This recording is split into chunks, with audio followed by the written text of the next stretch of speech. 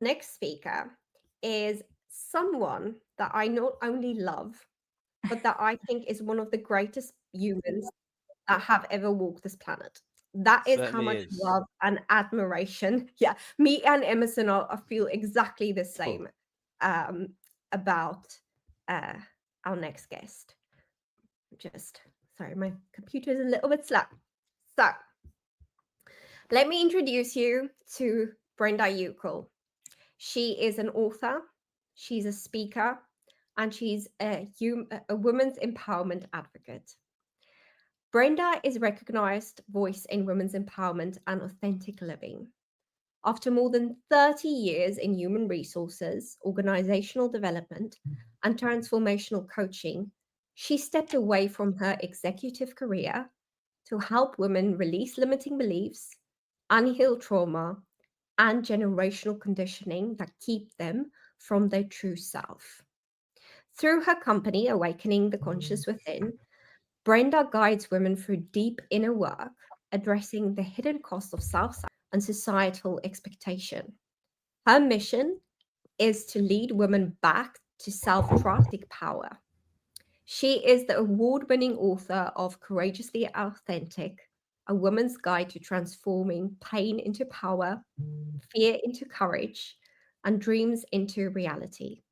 A book that combines spiritual insight, healing practices, and lived experiences. And today, Brenda is going to share with us her journey on authorship.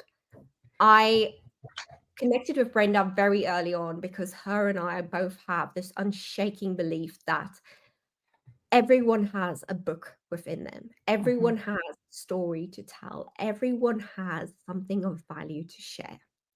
And I am incredibly honored and grateful to have my good friend and the amazing award winning author, Brenda, here to take us through that journey. Brenda, the stage is yours. Go forth and well. Okay, almost had me in tears here.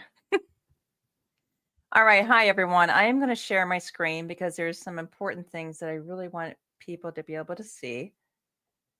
Okay, let's get started. Can you see it? Yes, we can. Yes. we Okay, can. perfect. Perfect.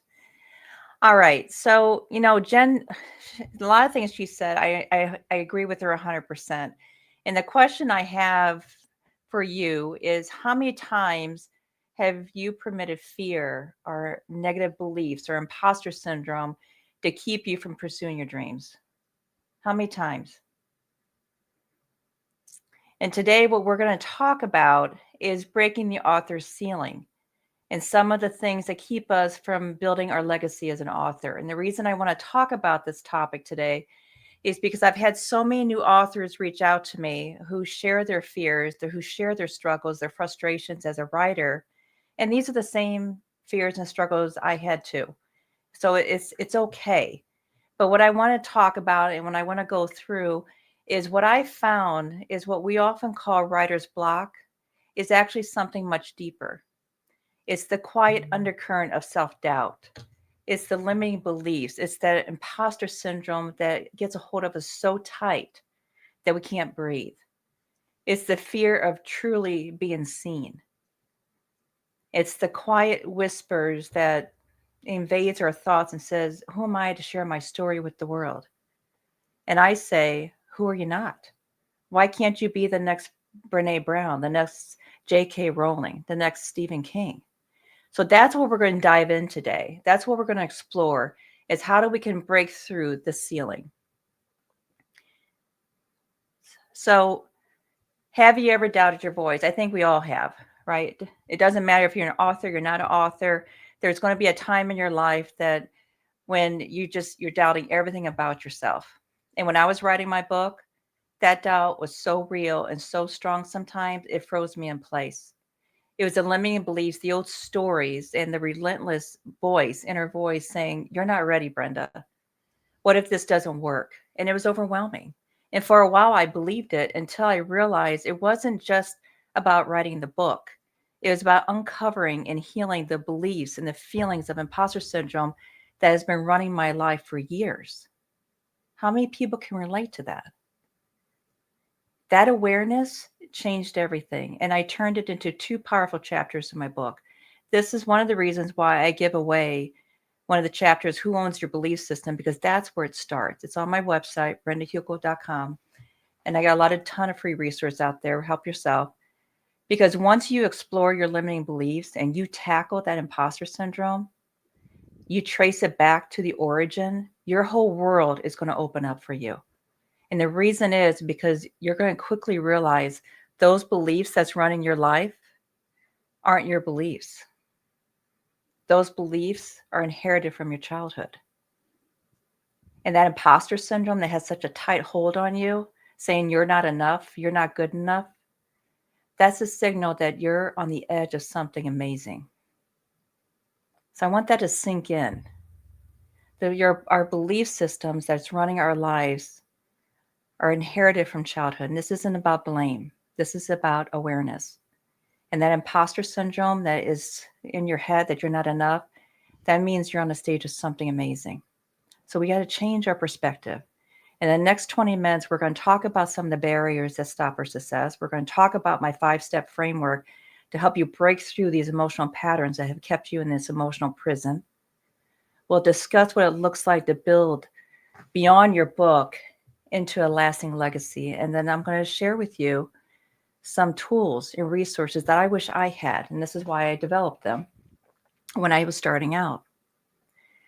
So let's talk about what I call the Arthur ceiling. The Arthur ceiling is something that is invisible. It's this invisible barrier that keeps so many authors from growing beyond their book.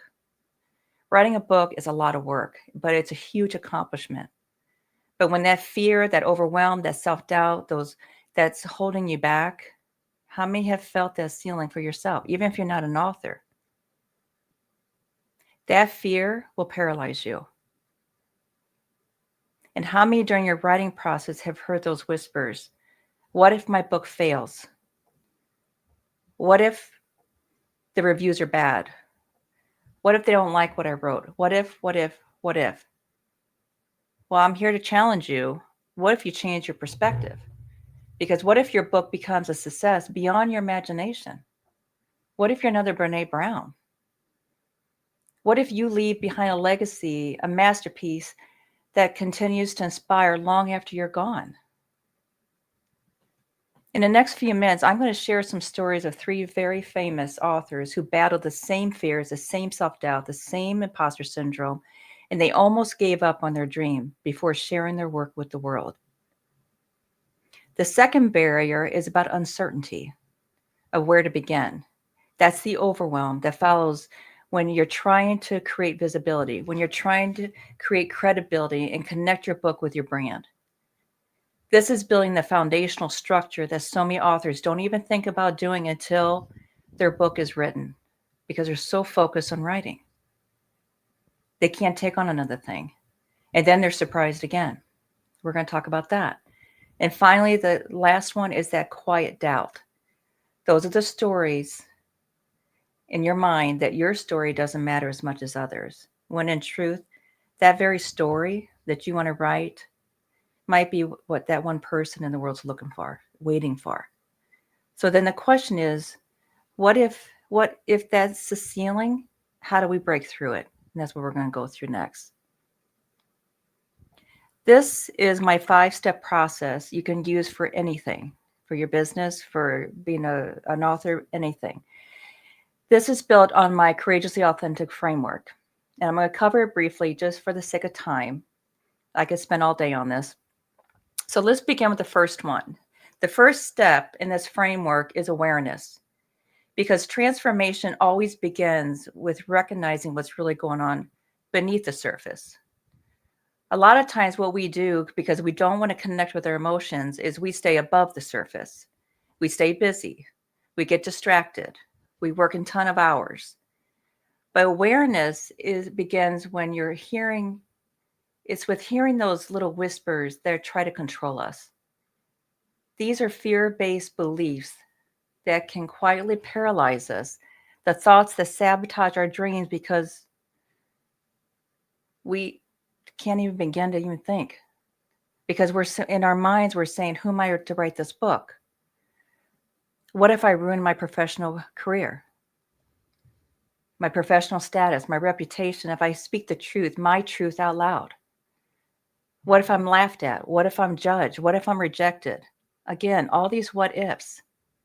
It's all these negative thoughts and feelings that control us. Can you relate? Have you ever experienced this? Awareness is the powerful moment when you realize it isn't the world that's holding you back. It's your fear. In that moment, you recognize that, you begin to reclaim your power and move toward your dreams. The second one is acknowledgement. Acknowledgement is the moment you stop running from what you feel and you start facing it with honesty, grace, and compassion. This is about naming the fears and rewriting your story that has kept you in this emotional prison. It's like you're sitting in a prison holding the key because you're too afraid to deal with it, to address it, to feel it. Because you can look at your pain and fear and say, I see you. I understand where you came from. Then you begin to loosen its hold on you.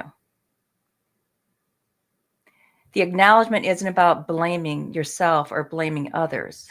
It's about taking accountability and recognizing that true healing can begin if you give yourself permission.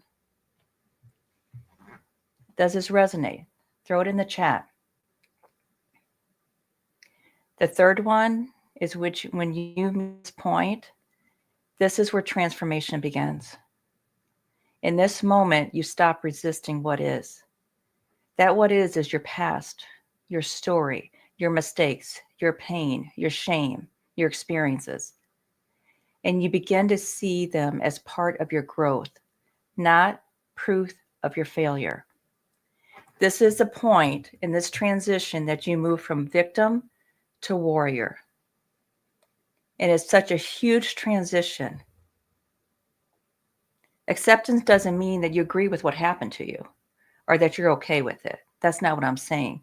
It means you choose to stop fighting reality and you start allowing your healing to unfold.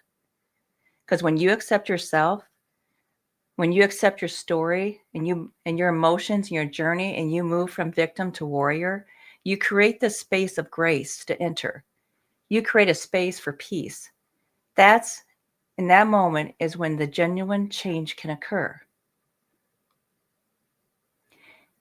One of the questions I get all the time is, why does change work for some people and not others? And what I say is, and this is an important piece to understand, I can do a whole workshop on this. When we resist change, we fight against ourselves, which causes a needless suffering, stress, frustration, anxiety, because we're stopping that natural flow of energy. When we're in a state of resistance, we're out of alignment with our true selves. When we're out of alignment with our true selves, we're not operating from authenticity. We're not operating from our authentic power. What we're operating from is a programmed state controlled by our ego, which is why we justify change can't work for us. We'll come up with a litany of reasons. The reason we struggle with change is because when we're faced with a change, it activates this underlying experience, this underlying wound or trauma, causing an emotional trigger. That emotional trigger then rationalizes why change is unwarranted. This is the voice of the ego, because the ego doesn't want us to change. It wants to control us. It controls us by keeping us in a state of fear and resistance. This is a huge topic. The ego keeps us in the past and the future. The past is our story. The past is our excuses, our trauma. The future is just that. It's filled with disappointments, frustrations, because we're always hoping for the future, always reaching for something to find happiness.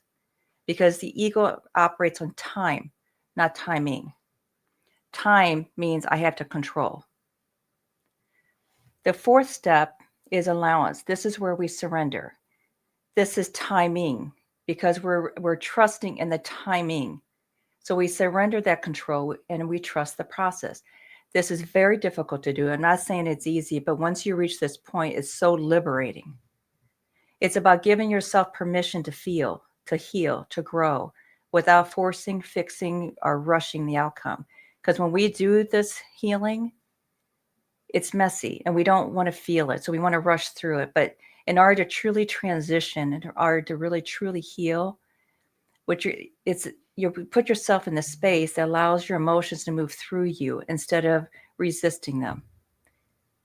You begin to trust that everything that you've experienced, this is a very important point, has been guiding you toward a deeper truth about yourself, within yourself. And your truth may be that story that millions are waiting for. You come to accept that your experiences wasn't happening to you, but through you. You come to accept that it's not happening to you, but through you. So you can evolve and do something with it. That something may impact thousands. That allowance is where flow replaces force and alignment begins to take root. I've known people who've gone through horrific traumas, but instead of staying the victim, they turned it into a warrior and created not-for-profits, large businesses, and they impact and help thousands and thousands of people. And the final step is awareness. This is when a radical shift of consciousness takes place. This is the moment you remember who you truly are. This is the moment you step into your authentic power. This is the moment you realize that your book is more than words on a page. It's a platform, and you're ready to step into your authenticity, your power. It's when you realize inside every chapter are seeds of transformation and possibilities to build a very successful business, to build a brand, to build a legacy. It could be a story that becomes a keynote. It could be a practice that becomes a program, a theme that becomes movement. This is how Courageously Authentic grew into all these products that I'm offering now, the journals, the meditations, the songs, and the program designing for Fearless After 40. So let me share with you 3 authors that almost let fear change their course. And thank goodness they didn't. Stephen King, before he became famous, he was an English teacher at a high school. And I titled this The Power of Belief. He was writing Carrie. Everybody, I think, is familiar with Carrie. And when he was writing it, he went through the same thing. He started doubting it wasn't good enough. No one's going to like it. He's going to be rejected. The company he was writing for, a men's magazine, is going to laugh at him. His wife, Tabitha, who worked at Dunkin' Donuts, just got done working a double shift. She comes home. She finds the first chapter in the trash can. She pulls it out. She believed in her husband. She believed when she read that chapter there was something special. And her belief in him changed everything. Because Carrie went on to sell over 1 million copies in 1974, and it became a major motion picture that launched him his career into stardom. Brené Brown, The Risk of Being Real. Brené Brown got invited to speak about her research on vulnerability on a TED Talk, and she almost didn't go. Why? Because she feared it would damage her academic credibility. And that moment of hesitation almost silenced a very powerful message. That talk reached over 60 million viewers worldwide. And her book, The Gifts of Imperfection, became a #1 global bestseller. So her courage to be seen gave others permission to do the same. And the last one I want to share is Elizabeth Gilbert. She got turned down by publishers, multiple publishers, because the publishers questioned whether her memoir about her spiritual journey would even sell.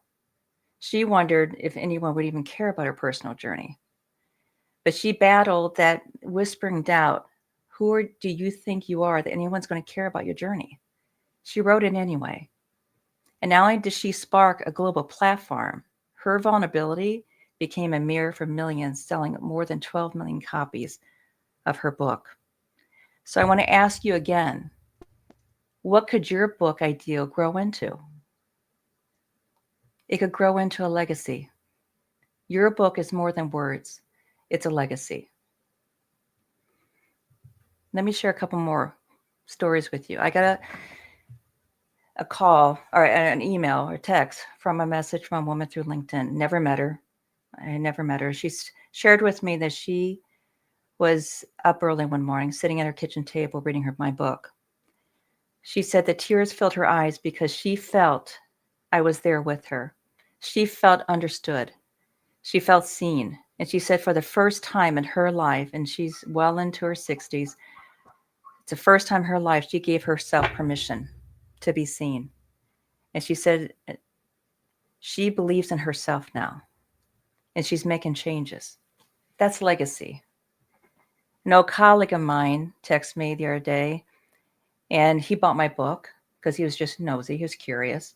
And he said, Brenda, I was at my office late one evening, and I sat down. I opened your book, and he said, I couldn't stop reading it. He said, there's one sentence in there that resonated with me so deeply that he said, it gave me the courage to walk away from my executive job and start over. He said, I'm no longer following the path that's defined by society. And now he's doing something he loves. That's impact. That's transformation. That's legacy. So if voices like Brene Brown or Elizabeth Gilbert had listened to their fear, if they let their limiting beliefs win, the world would have missed out on the wisdom that awakened millions across the globe. That could be you. You could be the next Brene Brown or the next Elizabeth Gilbert, but it begins with awareness, and that awareness is healing the beliefs and fears that's controlling you. So let me talk about some products that I have developed.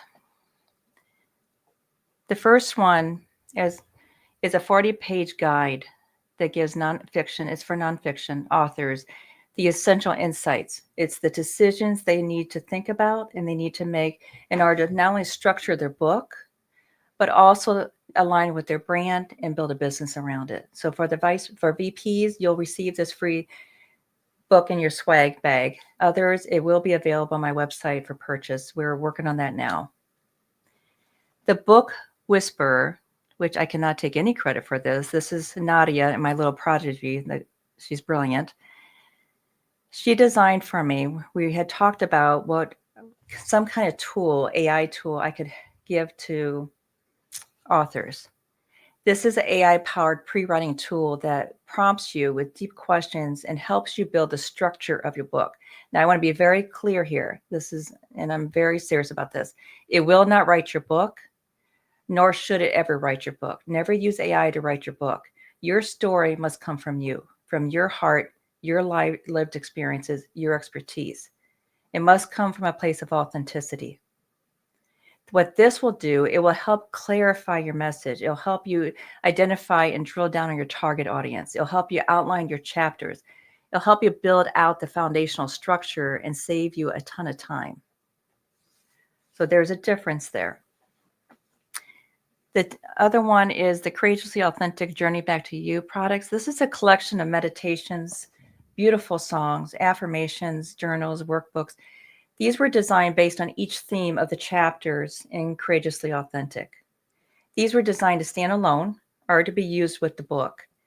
But these tools will take you on this transformational journey to identify and release the emotional patterns and the blocks that are controlling your life and move you to the awakening stage. Because whether you're writing a book, or you're building a business, or you're making a career change, unless you dig down and get through those limiting beliefs and heal those and release those, it's always going to be there controlling you. And finally, I do offer one-on-one coaching tailored to meet you exactly where you're at on your journey. I use the 5-phase framework, focusing on the structure, strategy, and platform building. So if you're interested in that, please reach out to me. But what I want to say in my closing is think about what legacy you can leave behind. I hope that I've encouraged you to step into your power like so many other authors have.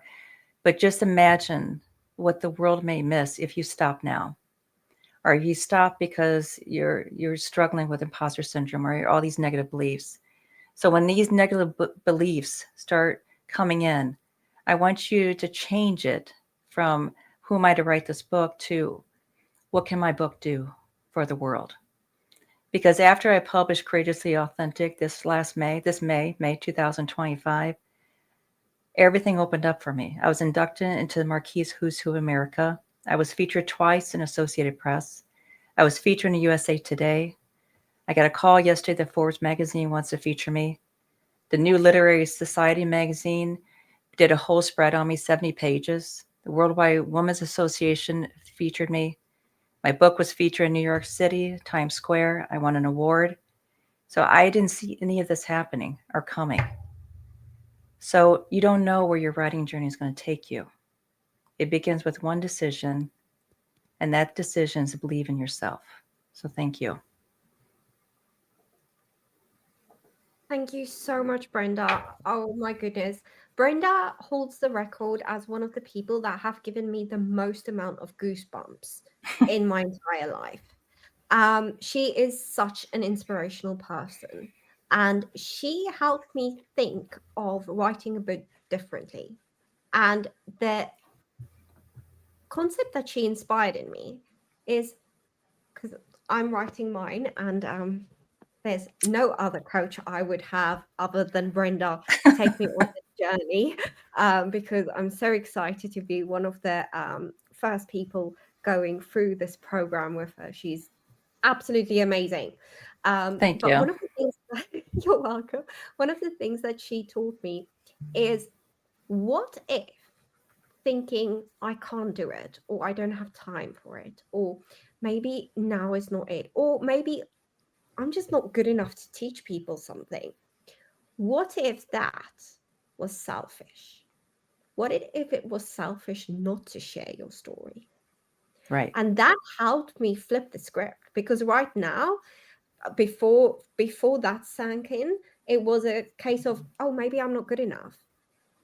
But flipping the script, what if I'm being selfish not sharing that? What if I'm being selfish not giving my story to the world? And like she said in one of her reviews, you don't know who you're supposed to touch with your story. You Right. don't know. And it might not be glamorous. You might not be the next Stephen King. You might not be the next person that sells 100 million copies, but your story might be that story that someone reads, and it's the catalyst to change their entire life. And there is no greater ripple effect than writing a book that puts that story together. Brenda, my friend, my soul sister, I'm so proud to have you here. Oh, We thank have you. we have 2 minutes. If anyone has any questions for Brenda, please ask now. If anyone is interested in Brenda's coaching program and want to go on this author journey with me and her other clients, that will be opening on Friday. So if you are ready to sign up, we will be taking that live on Friday. So, any questions for Brenda? I think she's actually just stunned all of us. I think we all are now in that place of, I've got so much to think about. I don't think I can. I can ask questions right now. I need to. I will say it's such. I think what you said, Nadia, is so correct. We're all stunned, and the question I want to ask, we haven't got enough time to answer it, because I know Brenda will give us a thorough answer. But our time will come, and Brenda is available to us all. So I we've am. only got a minute left. So thank you, Brenda. You're welcome. Fantastic. Thank you for having me.